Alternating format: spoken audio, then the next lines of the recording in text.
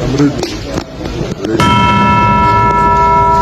Okay, this morning we are at Chant Cathedral, where we are, Igbo people have converged in their numbers to reject the totality, Nasir El-Rufai's presence, and caution Mr. Peter Obi for consistently trying to deceive Igbo people, and that they are no longer going to be part of it.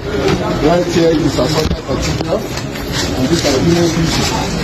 They are saying that a man who has sponsored hate comments against Igbo people, has sponsored all sorts of violence against Igbo people, cannot come and speak chronicles of democracy or development here at Ndigbo lecture at Chant Cathedral. That is impossible. They have rejected El-Rufai and they are saying enough is enough. Fellow Nigerians, something dramatic happened in Owerri that is shaking political tables across the country. Peter Obi, the man many call the hope of a new Nigeria, was booed and protested by his own people for appearing in public with former Kaduna State Governor Malam Nasir El-Rufai. Now, let us slow down and ask, why did this trigger such anger?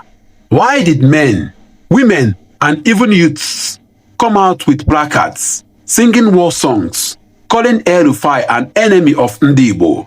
The answer is rooted in history, in politics, and in deep wounds that have not healed. Now let us look at the immediate incident.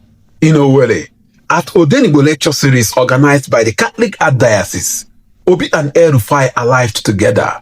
Instead of applause, what followed was loud rejection.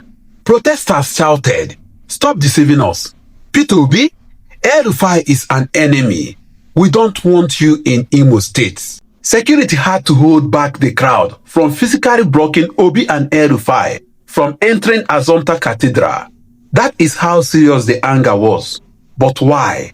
Why is El-Rufai, a fellow coalition figure and now a coalition partner in ADC movement, seen as such a toxic presence in Igboland?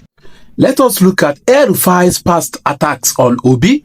First, we must remember that El-Rufai himself has publicly attacked Peter Obi multiple times during the 2023 campaign. Peter Obi is a Nollywood actor and that's all he will be. How can Peter Obi win any election? Peter Obi is polling 1% in Sokoto, 2% in Katsina, 5% in Kano. That's where the votes are. In 2013, I went to Anambra State as an official of the APC to witness the by-election for governorship. Your next guest, Peter Obi, was governor. He got me arrested and detained for 48 hours in my hotel room. He mocked Peter Obi, saying, "There is no way Peter Obi can win beyond the East." According to El-Rufai, Obi's influence was limited and Nigeria was too big for him to govern. El-Rufai once claimed that when he visited Anambra for election monitoring for the APC around 2013, then Governor Peter Obi instructed security operatives to confine him to his hotel room and prevent him from moving around. Fast forward to Obi's visit to Kaduna on the invitation of the Arewa Consultative Forum, ACF. El-Rufai mocked him, saying, "Now, I am the governor and he is coming to Kaduna State. In addition to police and DSS, I have one mechanized army division stationed nearby if I need to arrest and detain anyone." He also touted Obi, insisting that his campaign ground in Kaduna would not even be filled with people. So, Nigerians are asking, if El-Rufai dismissed Obi, insulted his ambition and undermined his credibility in the north, why is Obi now standing shoulder to shoulder with him? Now let us look at the Igbo El-Rufai tension. The anger goes deeper than politics. There is a long-standing perception that El-Rufai is hostile towards the Igbo people.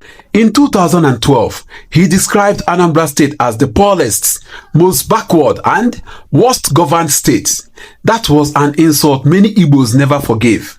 Then Governor Peter Obi quickly replied that El-Rufai was speaking from ignorance, but the damage was done. El-Rufai has been accused of downplaying killings of Christians and minority groups in southern Kaduna. Many of the victims were Igbos and non-Hausa communities. His critics say his government was indifferent, even complicit in the suffering. Now, when El-Rufai walks into Imo State alongside Peter Obi, some see it as rubbing salt into an open wound. Protesters shouted that El-Rufai is an unrepentant hater of Ndigbo and Christians and therefore not welcome. This shows us that El-Rufai is not just a political figure. In the eyes of many, he represents years of pain, blood and insult. The dilemma for Obi, here lies the big problem. Obi's entire movement is built on trust, integrity and the idea that he is different from traditional politicians. But politics is about coalitions. Obi knows that if he wants to challenge Tinubu in 2027, he cannot do it alone. He needs allies, even uncomfortable ones. That is why he is in talks with Atiku, with Obasanjo, and yes, even with El-Rufai. But here is the risk in trying to expand his coalition. Obi risks alienating his strongest base, the ordinary Igbo man and woman who stood with him through thick and thin in 2023. The protesters in Owerri are warning sign. If Obi is seen as compromising with people who openly despised his people, he may lose credibility at home. Now let us look at the contradictions.